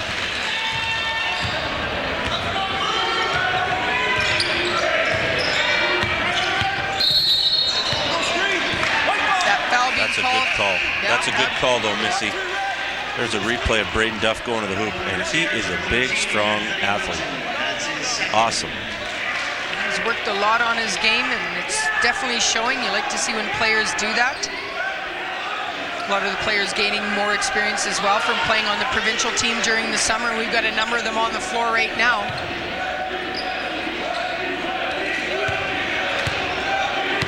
Less than a minute, 45 seconds left. We are tied up at 58 apiece. Corrigan with the ball, gets it to Ogabemi Jackson. Looking to drive, gets it to Duff. Duff looking to penetrate. He goes up and is fouled on the play. No, he's not. They call him on a travel. Well, and the good thing by St. Paul's there, they notice the penetration, 34 slides over and creates a log jam, so to speak, and the only option that Braden has is to travel. Again, very few turnovers in this game. I've got, by my own account, about 9 total turnovers. I might be short 3 or 4, but not a lot of turnovers. It's been a decently played game, not as scrappy and off pace as that Oak Park game, but that's the style they wanted to play. But here we have 2 methodical prize fighters going at it. 58-58. 6 seconds on the shot clock. 5. Again, just not dropping in there. See if Roberto can put this up. Oh, good attempt there with the last second ditch effort. Well, you couldn't ask for a better score here. And actually, somewhat low scoring, I guess, in some respects. Yeah. But we are still tied up here at 58. What was looking like St. Paul's started walking away with this one and starting to control sort of the tempo and sort of the flow of the game. Later in the third quarter, we saw Garden City respond nicely by catching back up into this one and tying things up. So as we go into this fourth quarter, we are all tied up. This one, I don't know, this is too close to even guess. This one could still go either way. Yeah. Oh, it's for sure. I mean, we're knotted at 58, and both teams seem to get a feel for what their game is all about. And I think we're in for a dandy finish here. That's right. Don't want to go anywhere. The score right now at the end of the third quarter for Garden City, 58. The St. Paul Crusaders, 58. We're all tied up. We'll continue our coverage of the championship game, brought to you by the students of the radio and television broadcasting program at Tech Vaughan High School, live here on Shaw. Right now, we'll turn things over to Priscilla Trimble, who is with us with a well-known individual in the Manitoba basketball community. Thanks, Missy and Greg. Joining me now is former WIT participant, now assistant coach of the Oak Park Raiders, Dan Becker. Dan, you were once a player in the WIT. Can you tell us how it felt to play in such a prestigious event? The WIT was always the crowning jewel of the season when I was in high school. It was the team that brought in the top out of town talent. And the media production, I remember that. They had the photo collage, and the internet wasn't around then, but it was always the big one, and we all got very excited for it, and all the best competition was there, and it had the playoff atmosphere at the stands. It really does park a nice place in my memory, yeah. Have you had an illustrious basketball career? Can you tell us more about where this game has taken you?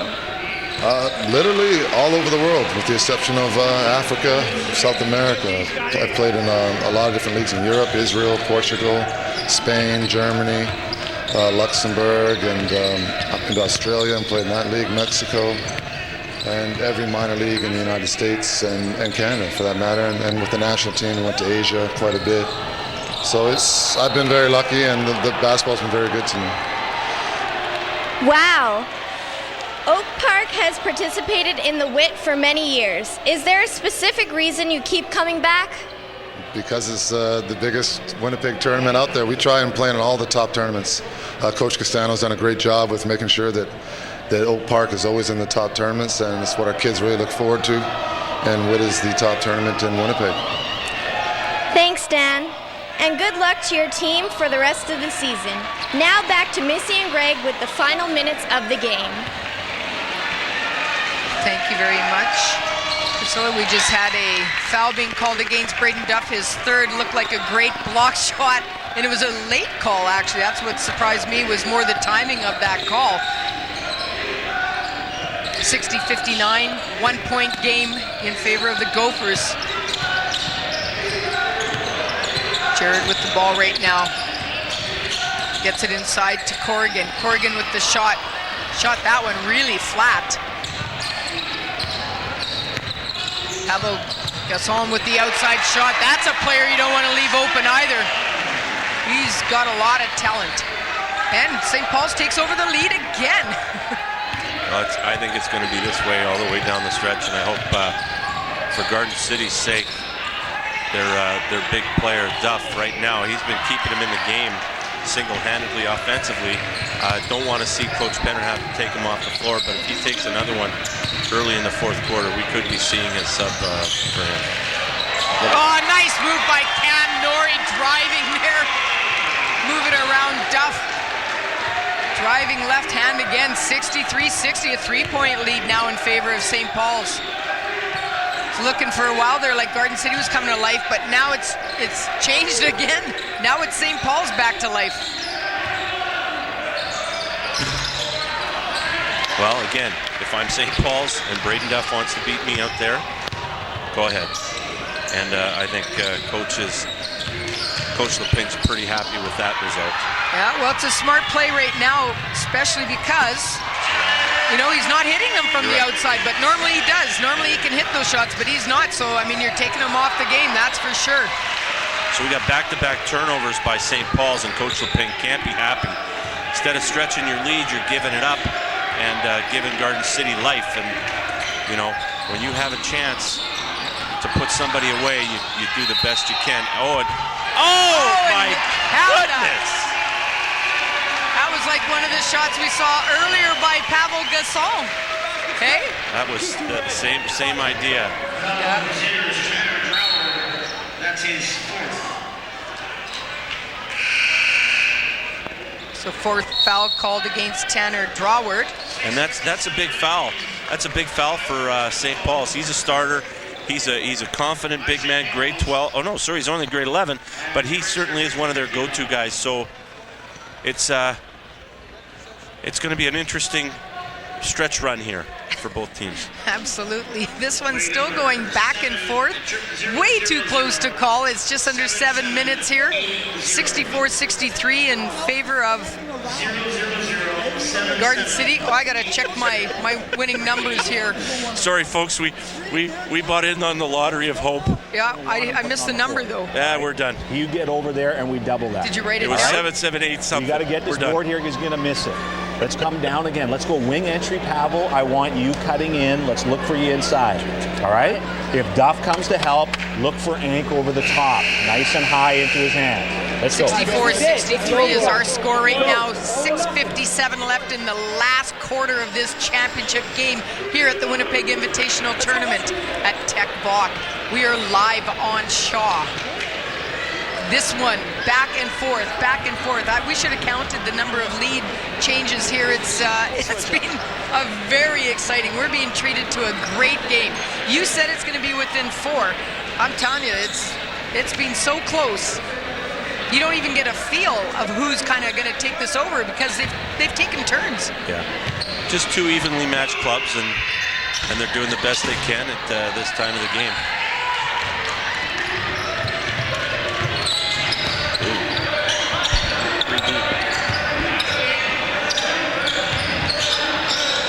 Zano gets the ball to Nicholson. Nicholson, the ball gets nice tipped by play. Marco Milicevic. Jared Ogbebi-Jackson looking to drive now. Nice back pass to Duff, and Duff gets fouled on the play. He'll go to the line.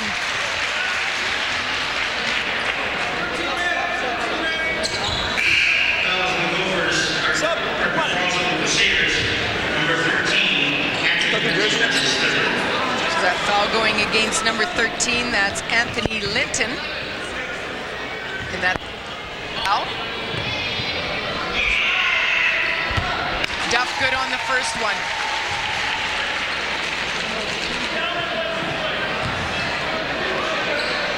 Garden City up by 2 right now.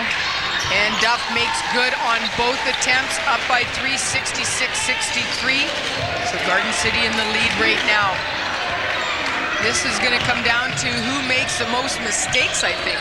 Yeah, I don't disagree with that. We almost had one of them right there. Yeah, almost a back over. Oh, good defense by Ogbebi-Jackson.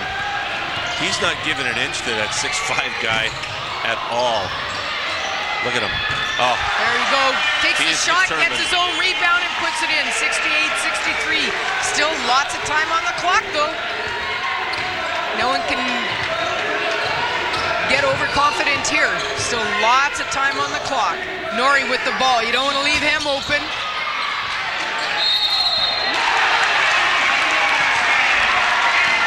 I actually thought they were going to call him on a travel after he got that ball. He stepped, but I think they called someone on a foul, and I think that's Jared they called for his third foul. So that'll put number 13, Linton, on the line. Misses that one. Duff comes up with the board for the Gophers, 68-65. Marco gets a shot. Doesn't drop in for them. Marco did a bit of a fadeaway there, and I think Coach Penner wanted him to go straight up and down. He had a bit of a size mismatch there.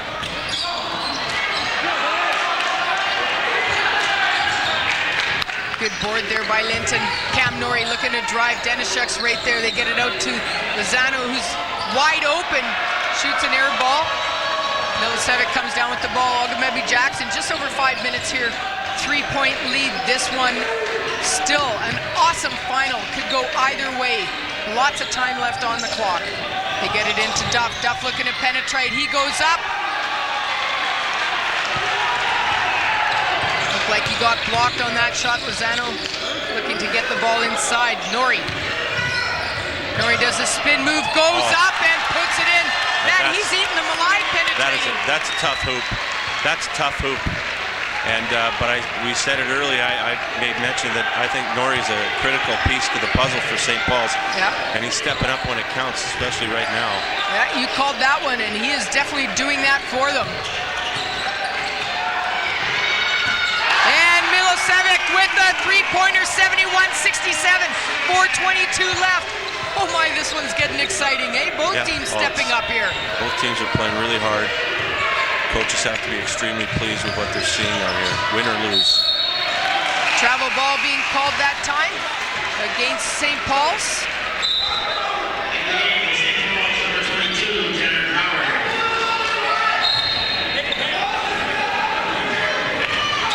Let's see one on 34. Ogamebi Jackson bringing the ball up. 4 minutes left in this championship game, people. This one. And a big steal there by 13 Linton. He makes no mistake there. Garden City getting a little bit slack. They're not paying attention on that pass. Great steal by Linton. Back to just 2 points. And just when Garden City gets a lead, then we see St. Paul's take over again. Oh, and Ogamebi Jackson with the nice fade away. Ladies and gentlemen, Mr. Ogamebi Jackson has entered the building. That was one of the nicer shots I've seen him make tonight. What a beautiful shot. Absolutely. Norrie looking to drive. Dishes it off to Pavel Gasson. He's looking to drive now. Norrie with the outside shot. Oh! And the foul! And one.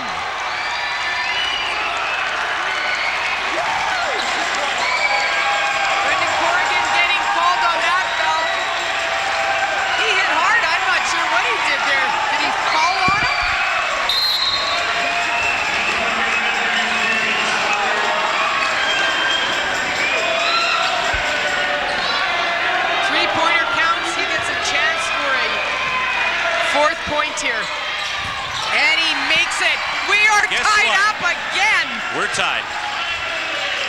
This is crazy. Over 3 minutes left. We saw Garden City with a bit of a lead, and all of a sudden, St. Paul's comes right back.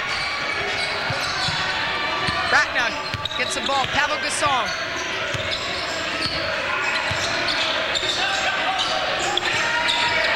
Pavel Gasson in and out. He got robbed on that one. And he didn't even call for the bank. I don't know if we were going to be able to count that if he'd have made that. Oh, running the lanes. You know, I think Garden City right now, they're throwing passes from middle of the court, and St. Paul's are running lanes. That resulted in the layup earlier, and that one resulted in a turnover as well. I think they're going to have to start bringing the ball a little closer to their entry pass sides. Too predictable, and what did I say earlier? It's going to come down to who makes the most mistakes at this point. And right now, Garden City's the one making the mistakes. Norrie, I'm surprised the travel wasn't called there.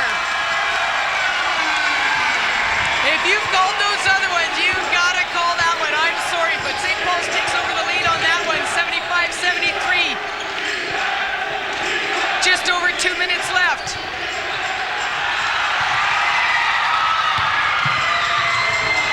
Pavel Gasson with the ball right now. He gets it to Norrie. Norrie looking to drive. Outside shot. It's short. Denishek comes up with the ball. Less than 2 minutes, guys. St. Paul's with the 2-point lead.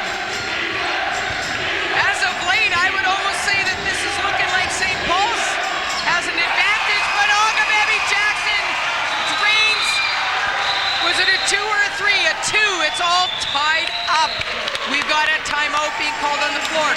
It is tied up at 75 apiece with 1:47 left. Oh, we are being treated to an outstanding final here. Oh yeah, this is definitely not a surprise by you or I. Again, both teams are playing really hard. Not threes right now, except for him. Timeout with St. Paul's. And you do what you want, all right? But these two guys are our shooters. Everybody else is going to the rim. Look for Tanner on drives. Also look for Tanner just posting up on ball movement, all right? Try to step in.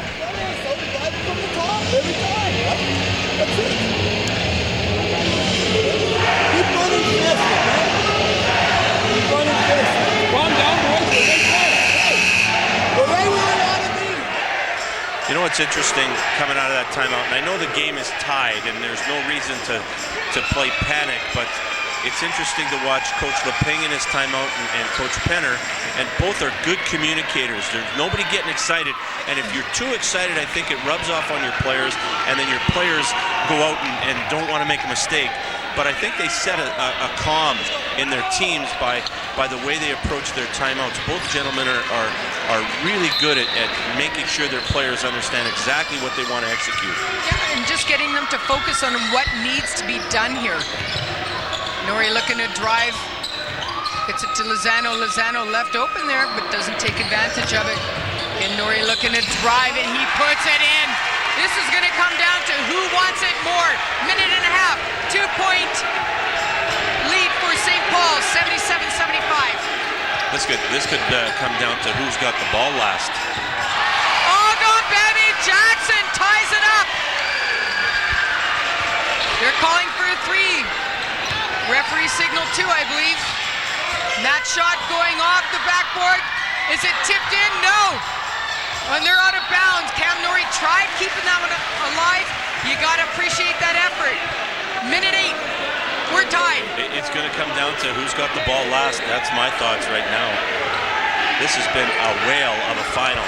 Anybody who wasn't in this gym tonight, I'm sorry that you couldn't make it. And I hope we painted a pretty good picture for you. But this has been a gym dandy.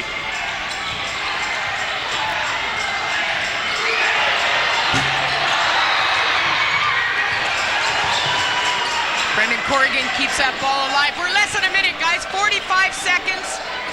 Tied at 77 apiece. 15 seconds on the shot clock. Ogababy Jackson with the ball. Gets it out to Denishuk. Denishuk to Corrigan. 5 seconds. Can he make it? Doesn't go in.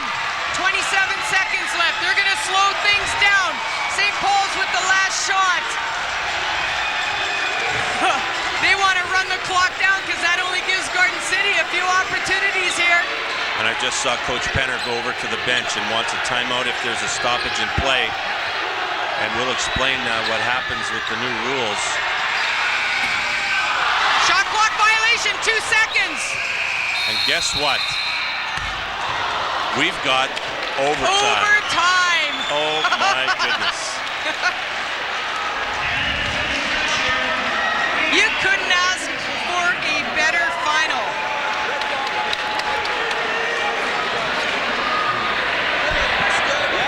Well, this is an outstanding game. We're going to go into overtime, Missy, and both teams.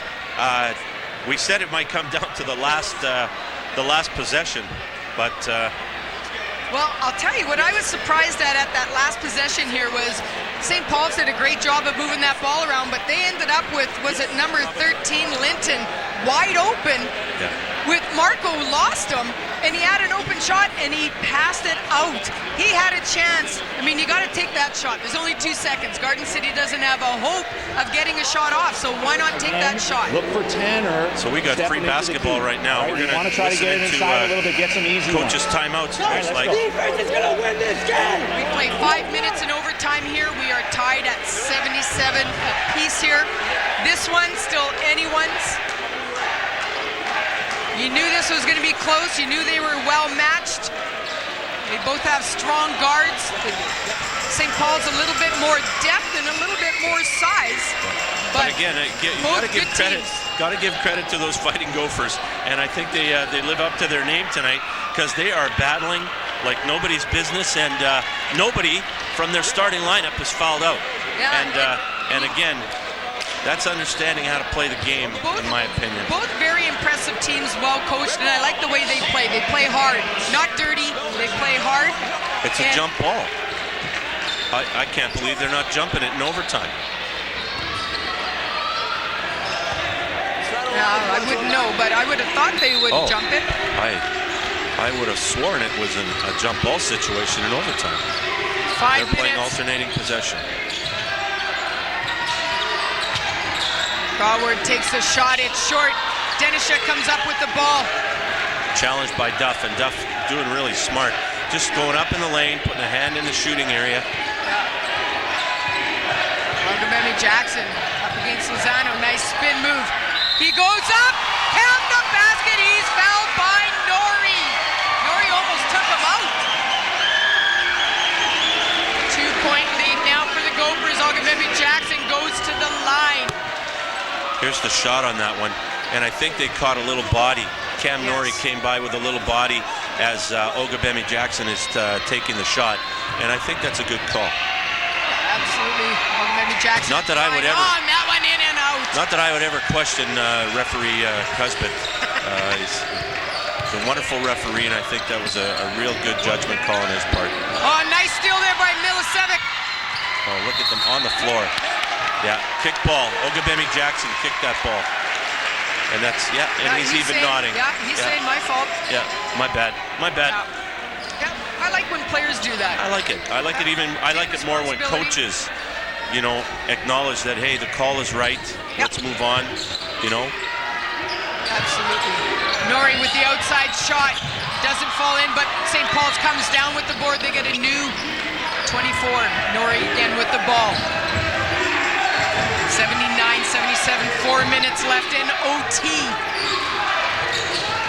Pavel Gasson looking to drive, dishes it off to, I believe, number 11, that's Comachon.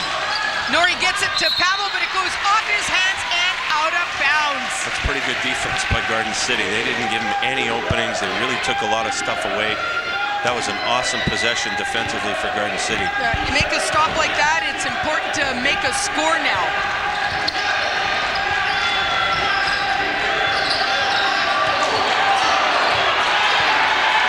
Get some help here. Duff lost that one off basket, or off his foot. Duff goes up strong for 2. Boy, they got lucky there. Pavel Gasson gets the ball. Lozano gets it into Drawer. Drawer goes up high. Doesn't drop in. Ogabemi Jackson comes down with the board. 3:15 left in OT, baby. 81-77 is our score. Ogabemi Jackson gets the ball. Milicevic with the 3-point attempt. Doesn't go in. Brendan Corrigan with a huge board. And it looked like that ball was deflected off his hands. He missed the shot.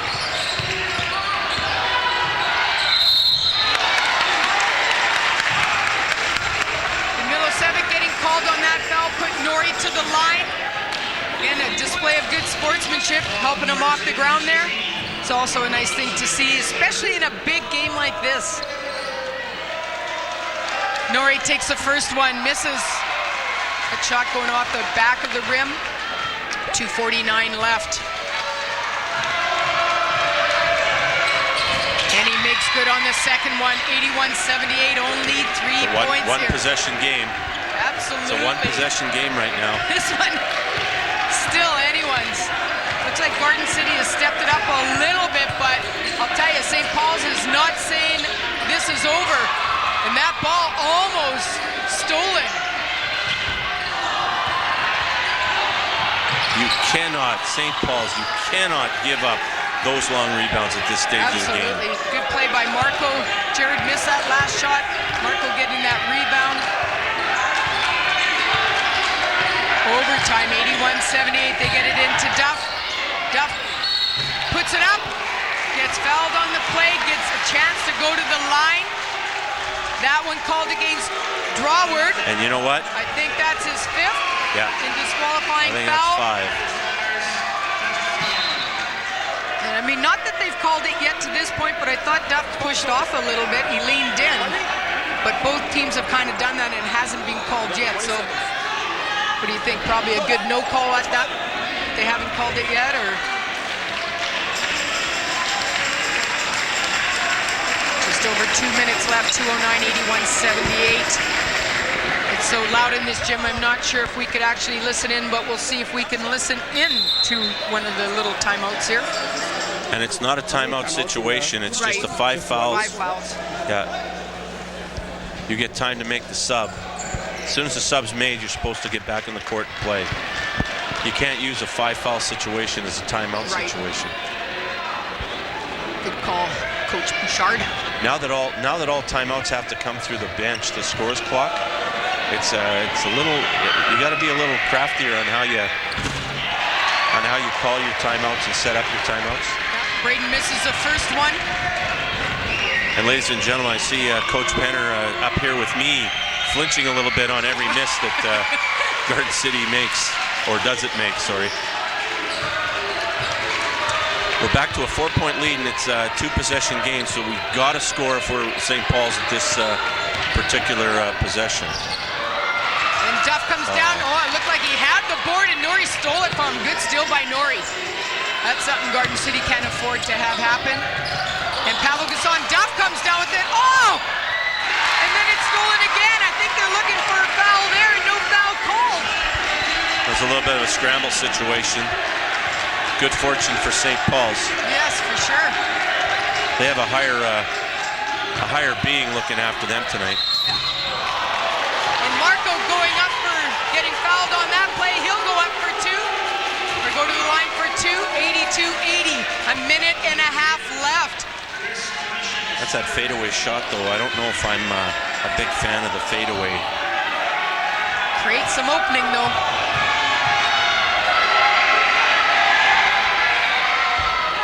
Marco misses the first one.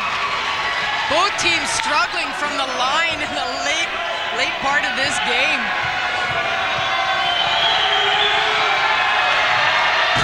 And short on the second one, a bad miss. Still a 1-possession game. Yep. Zano gets the ball to Comachon. Comachon, very patient here, gets it to Norrie. Denishuk on Norrie right now, he's looking to drive. Gasson shoots from the outside. Comachon gets the ball, almost throws it out. Good, that's an advantage of being 6'5", keeping that ball alive by Pavel Gasson. 1 minute left, guys. Norrie with the ball. 82-80 is our score. He looks to drive, doesn't go in, but he gets the ball. Garden City can't grab that ball. That was an air ball. They've got a good point. That was an air ball. There was no rim. Well, probably wasn't the smart play by our score table, but that's, hey. We're all tied up. Nice board by Corrigan. Keeping Tied his up team again line. here at 82 apiece. About a 13-second differential from the shot clock and game clock. So hopefully with a St. Paul's, they're looking for a stop and big shot. Maybe Jackson makes it. There's 20 seconds left in overtime. 84-82. They haven't put the score up yet. But see, we called a timeout prior to. I think we're going to get a replay on Ogabemi Jackson. Beautiful. That is one strong basketball player. He's come to life in this fourth quarter, that's for sure. So 20 seconds left. St. Paul's looking to call a play here. Can the Gophers hold them off on defense? That is the question right now in overtime. I'm not figuring out who you're rooting for, but it's taken me about 5 quarters to figure it out. Time of the way, they're coming. Look for Ank or Nori coming. You two guys just come away, right? Both these teams have to be proud of this performance. No safety. There we see the scoreboard, 20 seconds left, 84-82 in favor of the Gophers. A 2-point ties it, a 3 could win it. And going back into Jeff's huddle just now, there's no sense of urgency. No. It's a very calm communication going on between him and his players, and hopefully they'll come out and they'll be, relaxed. It's going to happen. We're going to get an attempt and see. Now here's the rule.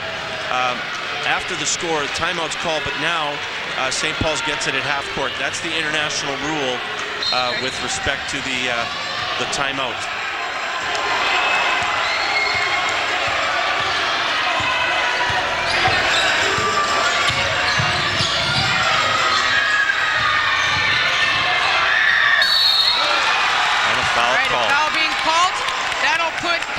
To the line, this one going against, I think, number 15, Mike Denischuk. That's probably his 3rd or 4th already.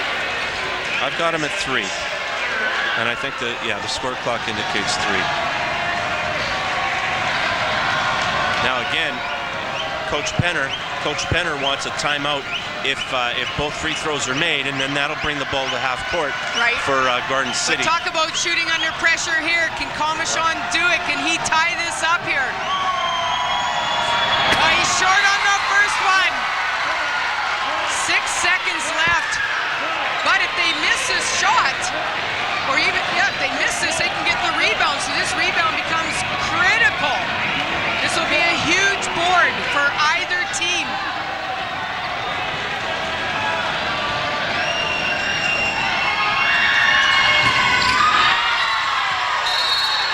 And Garden City gets the ball. It goes off number 13, Linton. Pressure being put on by St. Paul. 6 seconds left. They've got to get this ball inbounded. Now, see, Coach Penner calls his timeout. Now he'll get the ball at half court. Which is less of a threat than under the basket, isn't it? Yeah, that's true. For inbounding the ball if it's stolen, We'll see if we can listen into one of the timeouts. Right now, all right? They're gonna throw it in and we're gonna foul immediately. All right? Doesn't matter. All right? Whoever gets it, let's try to deny Jared. You're on Jared right now. Let's deny Jared as soon as whoever else gets it. Try not to let it be your guy. Deny him as best you can. Let's foul right away. All right? We've got to basically see what they do. If they make, 1, now we got 3. We've got to come up and try to get a 3 quickly. I don't have any more timeouts, unfortunately, to get it at center. All right, so we got to bring the ball up quickly on the second one if they miss. All right? If it's 4, we got to just obviously get up as quickly as we can, try to get a score and foul right away. All right? We got it? All right, let's go. And I guess if you go to foul right away, which is a smart play, there's also a chance that you might even get the steal. Well, and they're trying their best. They're saying right now, the guy who you do not want to foul, please deny the ball to 32. What I would do, if that's the case, I would not cover the inbound passer. I would double 32, and then I would foul the first guy who touched it other than 32. That's the smart play. Yeah. Oh, you. A lot of movement going on here. And you foul right away. The ball. There we go. He barely got that ball, too. So Marco goes to the line. And that's Nori's 4th foul, so that's a critical point here for them. But it's what you got to do. But you know what? If you're going to put guys in line, why would you put what I think, or what some people would say is the best player in the province at the line? Let somebody else beat you. Yeah. See if Marco can kind of get one of these. Marco makes the first one. It's a 3-point lead, 85-82, 5 seconds left. This one could seal it. It's all over. He makes it, it's finished. Now I don't defend anybody. Yeah, absolutely. Be silly to do that. And he's short. Still got a chance with a hope and a prayer. And the big fella, no. Doesn't make it. 85-82. Oh my. What a great final by both teams. That was an excellent game. Both sides played their hearts out. Full credit to St. Paul's. I think they matched them play for play. Played the game as it's supposed to be played. And hey, kudos to your Fighting Gophers. I'll give it to you. Well, there'll be happiness in the Penner family tonight. It's always more exciting going home when he's happy. That's all I can say.